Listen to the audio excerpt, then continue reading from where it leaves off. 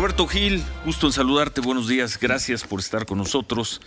Desde el sábado le pedimos a Roberto Gil una opinión, le dijimos que si quería estar con nosotros el lunes, porque nos llamó la atención verlo en la portada de Proceso, y además con Proceso con un título "Con tufo a corrupción, la millonaria fortuna de Roberto Gil", y sobre todo, lo comentamos Manuel, desde el sábado intercambiamos mensajes, porque pues después de leer este trabajo de Mathieu Torliere, pues buena parte de lo publicado en el trabajo ya se había difundido, Roberto.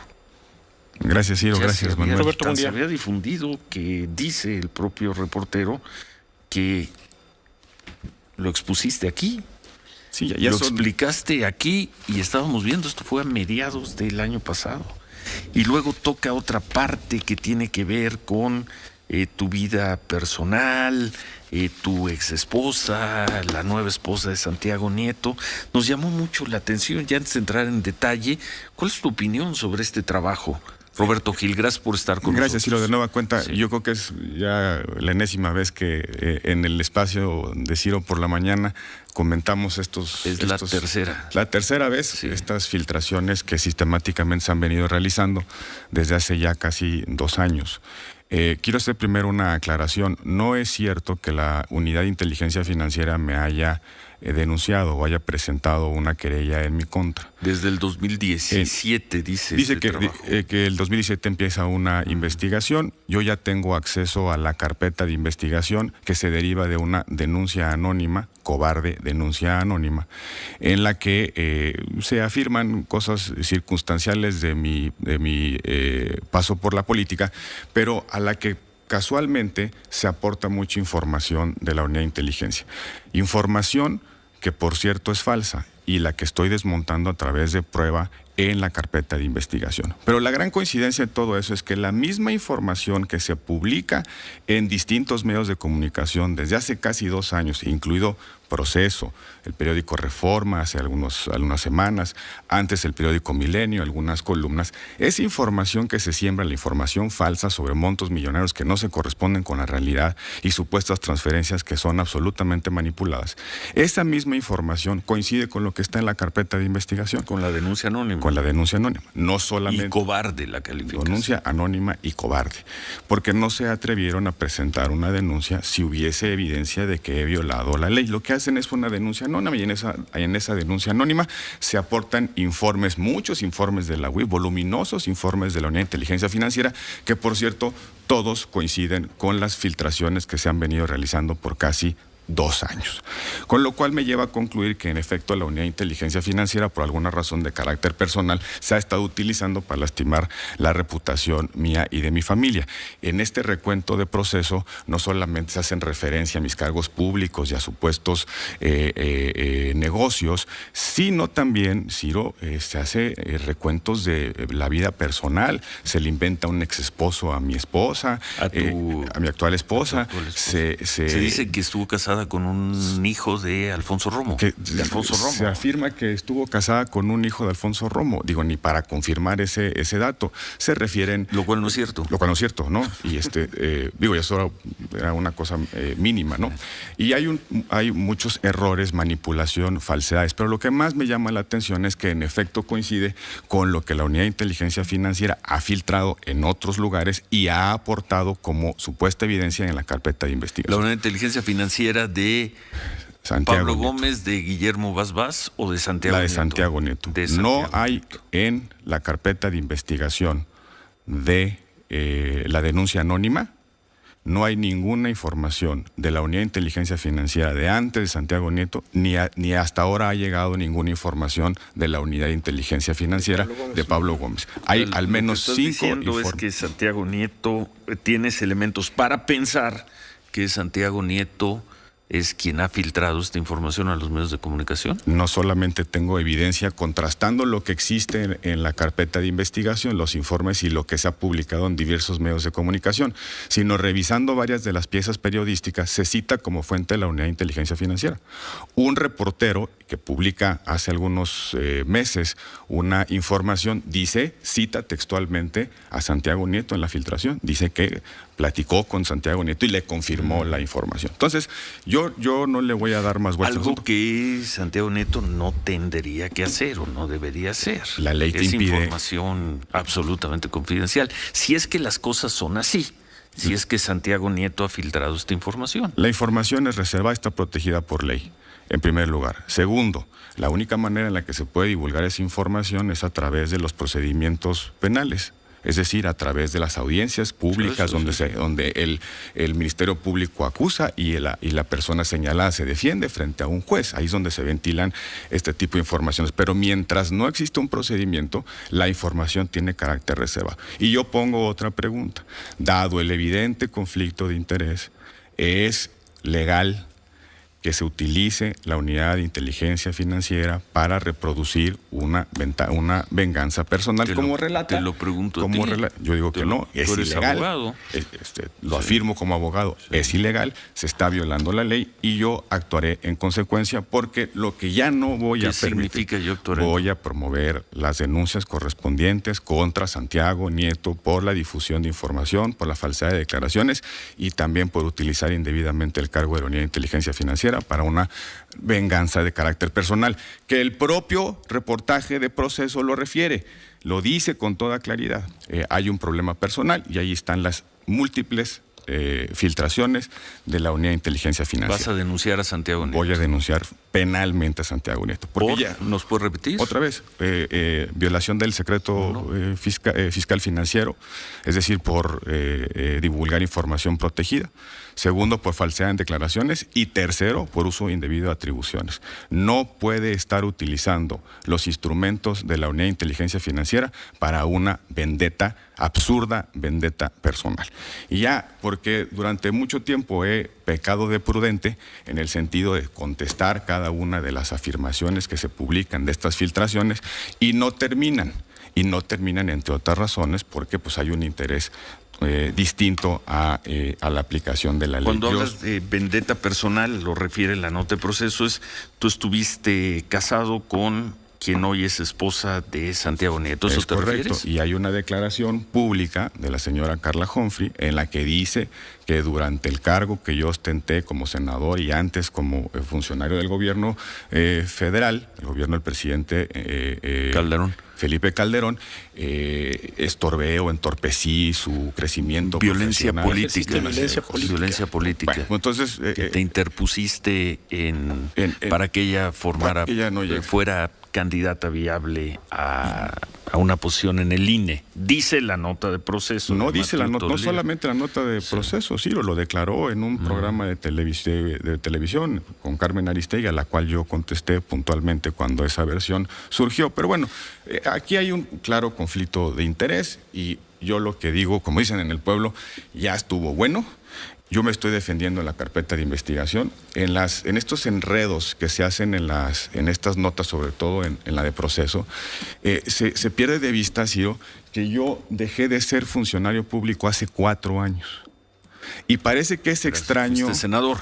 Desde que dejé de ser senador, yo pedí licencia en enero, a finales de enero del 2018. Y desde entonces me dedico profesionalmente a ejercer la abogacía. Tengo un despacho. ¿Le parece muy extraño al reportero, al medio y a alguna gente que ha reproducido este tipo de filtraciones que alguien se dedique a trabajar, que tenga asuntos, que litigue, que cobre? Yo lo digo con toda claridad, no tengo poder, pero sí tengo trabajo y gano por mi trabajo y llevo muchos asuntos y cobro los asuntos que conduzco desde mi despacho. Esas mezclas de transferencias y dinero que profusamente meten en la nota pasan de largo que desde hace 4 años yo no ostento un cargo público. No solamente eso, no hay una sola imputación de un acto ilícito que yo hubiese cometido como funcionario del gobierno federal del presidente Felipe Calderón. Las especulaciones son alrededor de unas cifras catastróficas, estratosféricas, que ya he aclarado en distintos momentos. Sí. Y que entre otros aquí. Y que estoy aclarando puntualmente en la Fiscalía General de la República en esa denuncia cobarde. en esa denuncia anónima y cobarde la calificas. La subrayo cobarde. A ver, tenemos que hacer una pausa. ¿Te quedas un momento más? Sí, para terminar esta conversación. Manuel tiene unas preguntas. Ya estuvo suave, dice Roberto Gil. Voy a presentar, presentar denuncias penales, concretamente ese contra Santiago en contra Nieto Castillo. De Santiago Nieto. 8:35, hacemos una pausa y terminamos esta conversación con Roberto Gil, y hay muchos temas más. Poco más adelante va a estar aquí en el estudio Dante Delgado, el día previo al inicio del periodo ordinario de sesiones, que es mañana. Ya mañana, sí. Mañana, 1 de febrero. ¿Vamos a pausa? Y regresamos, estamos por la mañana, @Ciro Gómez L, cuenta de Twitter, Ciro Gómez Leiva, cuenta de Facebook, 5551663404, Radio Fórmula en Facebook, Radio-Fórmula en Twitter, radioformula.com.mx, nuestro sitio para que nos visite. Volvemos.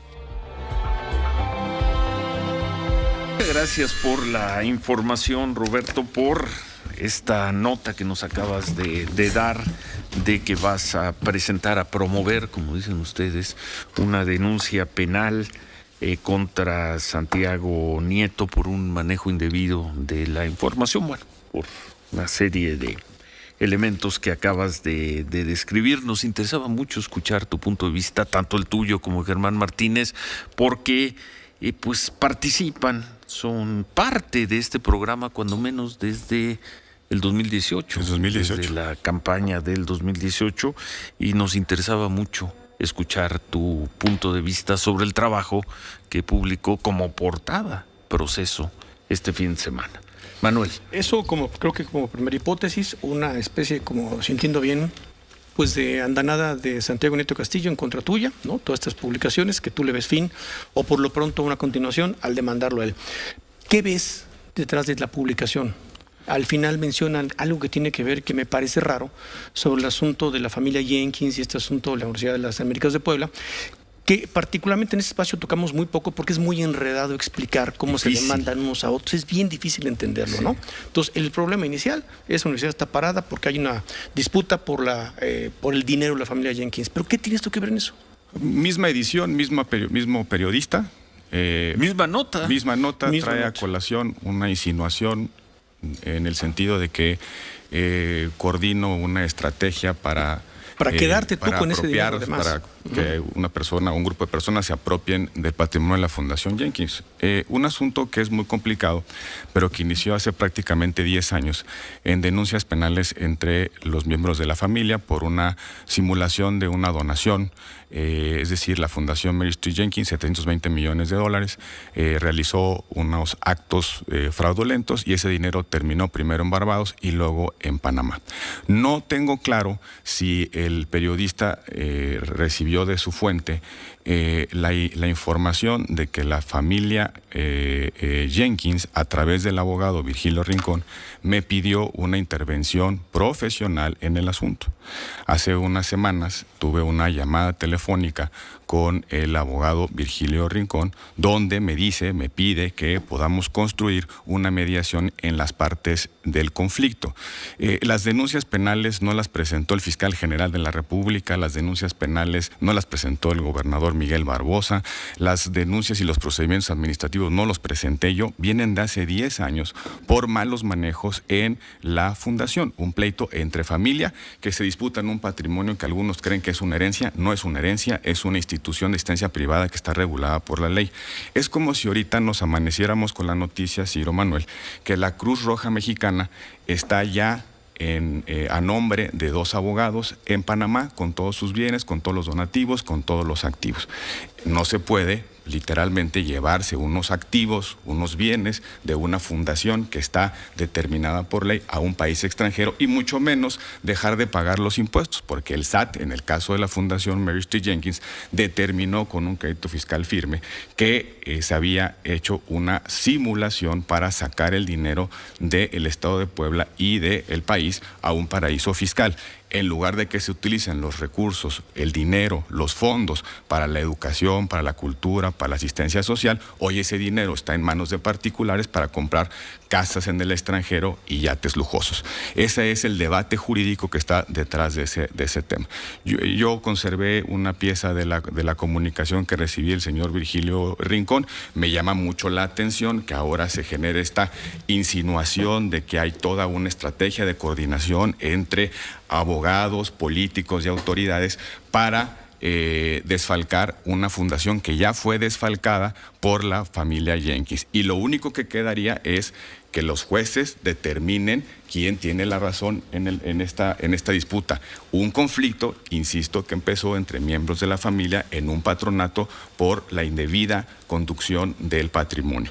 Se ha encontrado evidencia que se ha hecho también pública, que por ejemplo la Universidad de las Américas fue utilizada para esquemas de lavado de dinero. A través de empresas fantasmas se sacaba dinero de la fundación y de la universidad a empresas que los socios eran autoridades de la universidad y abogados que participaban en este tipo de esquemas fraudulentos. Entonces, me llama la atención y no sé, yo creo que las coincidencias no existen, pero qué raro que en la primera plana, en la portada de la revista Proceso, venga este refrito, Así lo calificas, refrito. Es un refrito, es más, es una novela, verdad, sin pies ni cabeza. O sea, ni siquiera hay la posibilidad de que Proceso sostenga ni las fechas. Se habla se habla de mí desde cuando tenía 23 años, ¿no? En el 2006, y se pasa de largo cosas como el ejercicio. Pero si es que es una casualidad que este refrito coincida con qué. Me llama la atención que la siguiente nota es esta insinuación en el sentido de que hay una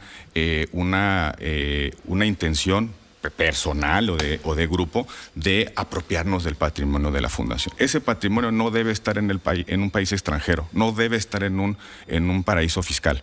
Ese patrimonio debe estar sujeto a las leyes mexicanas, como determinó el fundador en su origen. Es una institución de asistencia privada, tiene una legislación específica. Entonces, a mí me sorprende que ahora me quieran atribuir este tipo de cosas cuando fui formalmente requerido. Me habló el abogado para pedirme una intervención en una mediación formal para resolver el conflicto entre las partes que participan en este larguísimo conflicto.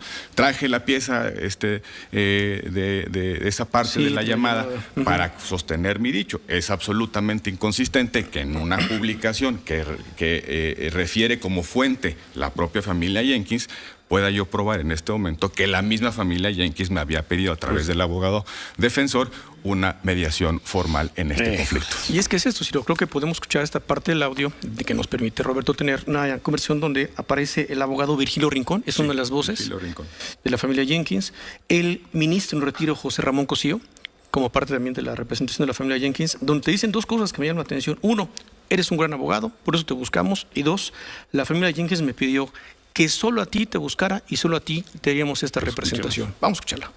De mi parte serían 3 o 4 puntos, no más. Es el señor Virgilio Rincón. Creo que vamos a poder resolver de fondo esto.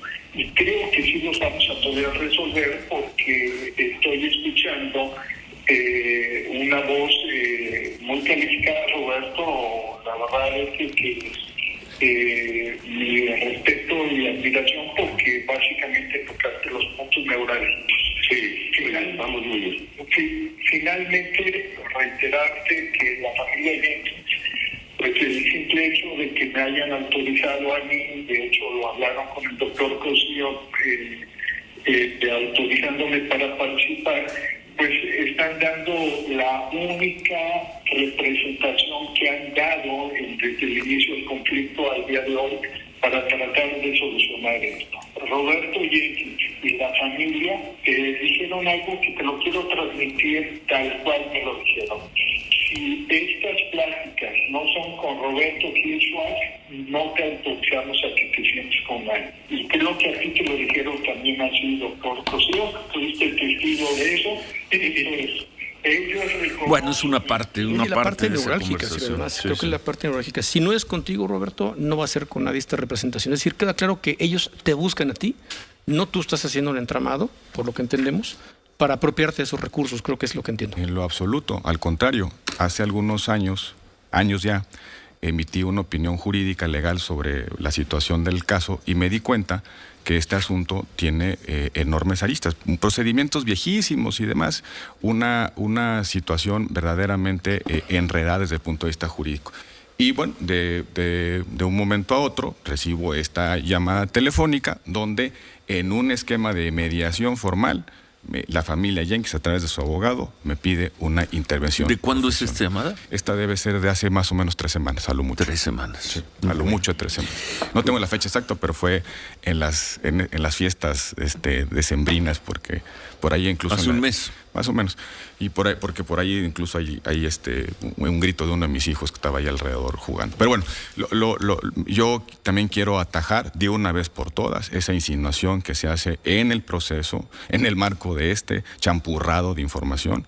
No hay ninguna coordinación, confabulación, complot entre políticos, abogados y autoridades del Estado de Puebla o federales para un supuesto desfalco de una fundación. Esa fundación ya fue básicamente vaciada, están paraísos fiscales, paraísos en otros países, están los bienes radicados en otras jurisdicciones, y lo único que creo que está tratando de hacer la familia Jenkins con este tipo de filtraciones es crear la percepción de que le están tratando de quitar lo que ellos intencionalmente, a través de simulación de actos, se llevaron por al un extranjero. lado la familia Jenkins, por el otro Santiago Nieto.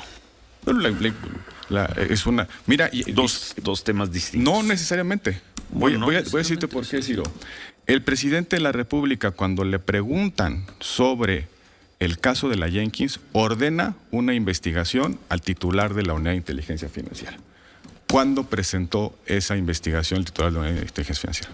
Nunca. Eso es decir, ¿por qué pasan las cosas? Pues no sé. Pero bueno, yo lo único que quiero aprovechar en este espacio, Ciro, y como siempre agradecerte la consideración que tienes hacia mi persona, es aclarar 2 temas que están en una misma edición de un mismo medio y que además... En la portada, y que además lo firma el mismo periodista. Y por cierto, a mí me mandaron un correo ahí a uno de los correos institucionales del despacho. No es este caso. Pues no, porque se lo mandaron a una persona que ya ni trabaja en el despacho. No me lo mandaron a mí, pero bueno, dicen que me buscaron. No es tan difícil hacer contacto contigo, ¿no? Pues no, digo, hasta por Twitter, ¿no? Pues digo, no está tan difícil. Pues uno supondría. Pero bueno, pude haberle aclarado al proceso estas cosas, pero no tengo claro que la intención era esa. Insisto, cuando leí los reportajes, de verdad ya me causó risa de tantas cosas que se han dicho. Bueno. Pero bueno, ya. Gracias, es Roberto. cuanto, mi querido Ciro. Gracias, nos vemos pronto. Gracias. Hablando de otros temas. Así será. Gracias. Ya, ahora sí, la colaboración semanal que tanto extraño, ¿no? Espero que no me vayan a dejar de invitar. No. No, hombre, no, al contrario, muchas gracias. Gracias por estar esta mañana con nosotros, Roberto Gil.